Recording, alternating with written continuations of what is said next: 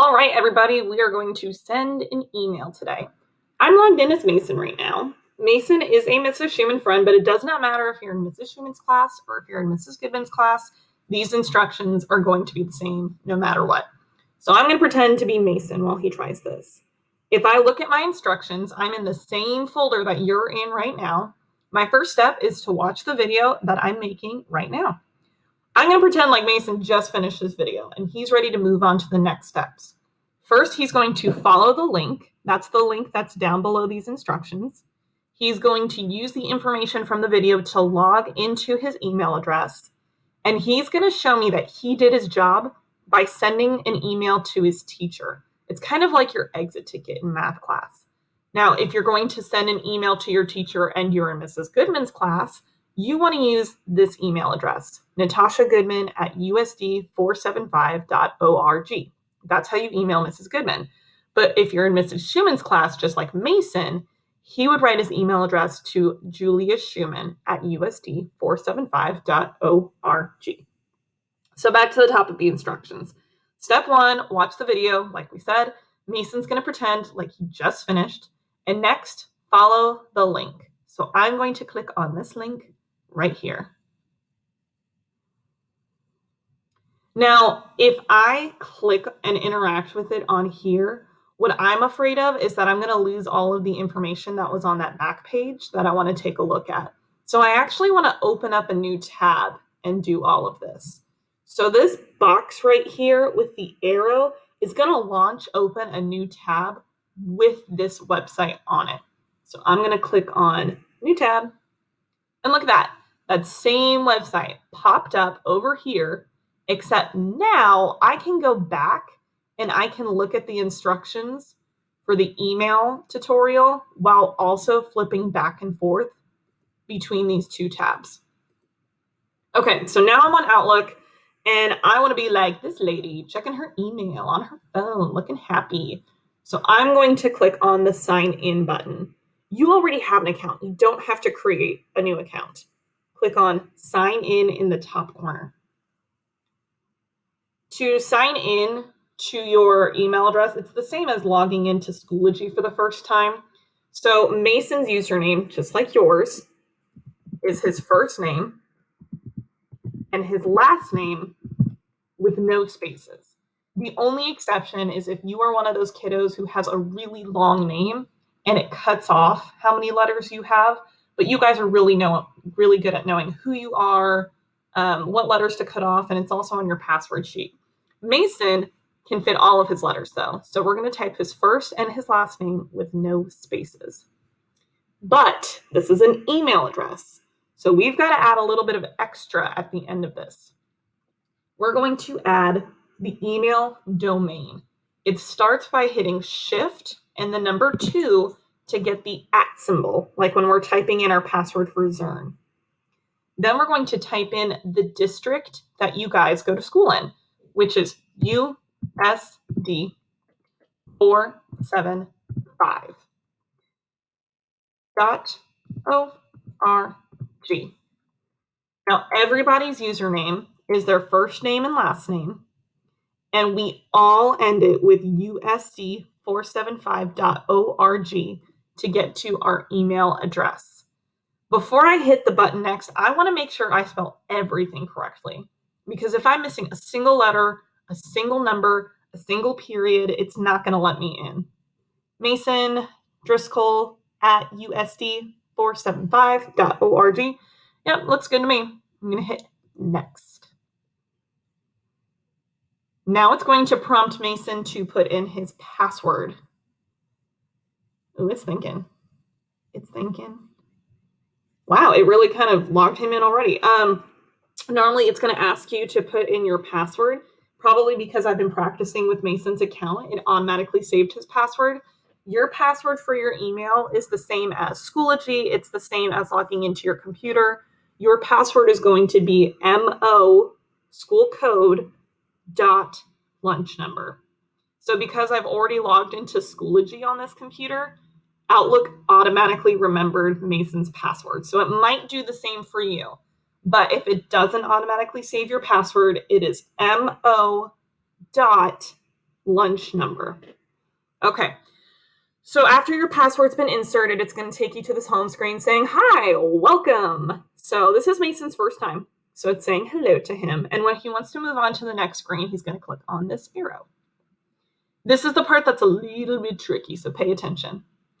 They want to know what language you want to be speaking when you work in your mailbox.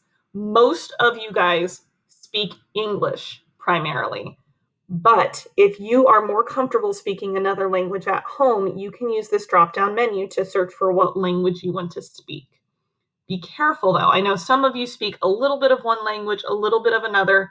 You need to be selecting the language that you are most comfortable in, because this is going to be a hard setting to change later.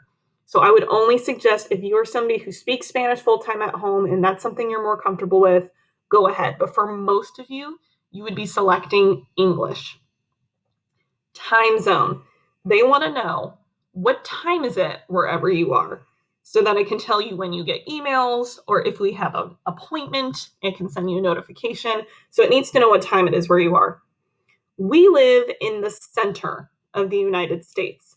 So we're going to be looking for words that say Central US. So I'm going to click my drop-down menu, and I'm going to keep on going until I find Central US. Here we go. Central Time US and Canada. Be careful, because there's Central America and there's Central US and Canada.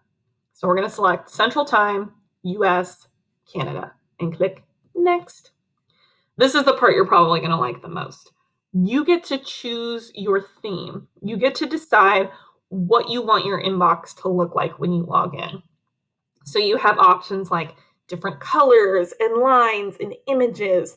And I know that Mason is a huge fan of the color red. He has a lot of different red things around. So I'm going to pretend like I'm Mason, and I'm going to pick something that I think Mason would like. I feel like Mason would like this, but of course, if Mason wants to change it later, he's more than welcome to. So I'm going to select this one for now, because I think Mason would really like the color red in this.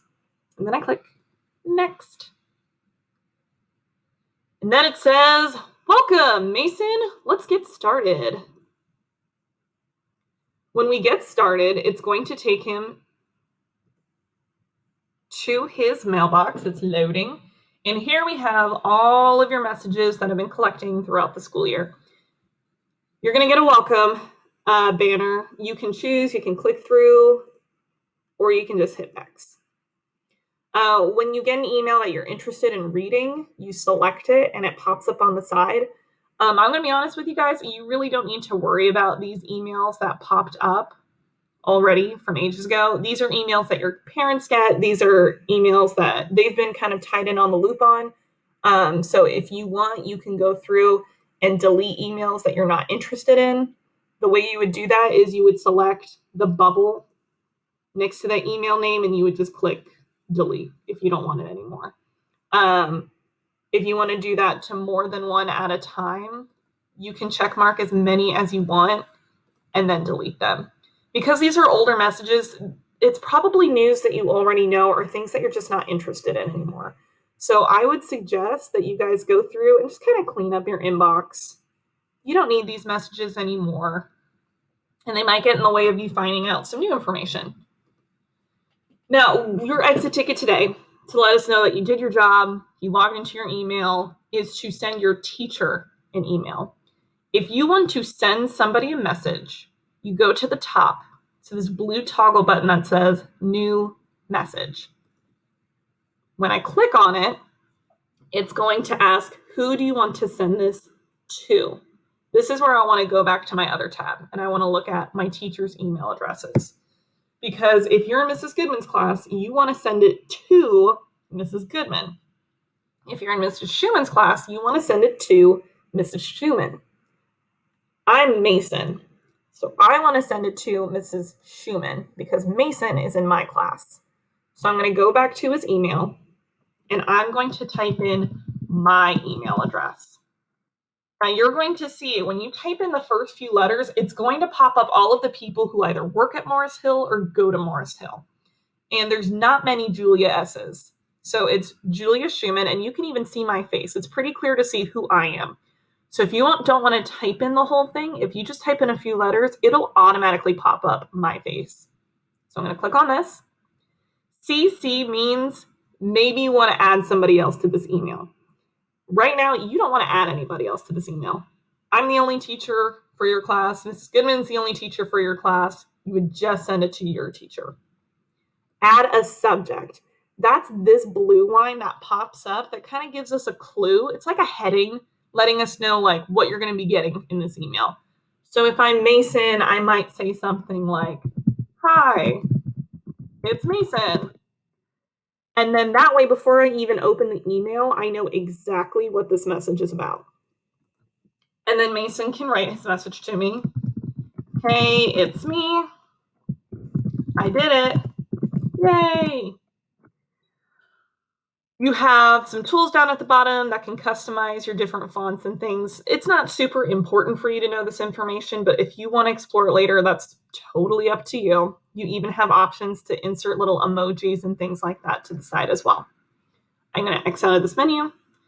Whenever you are ready to send your email, you are going to click send. Okay, now it's your turn. Good luck.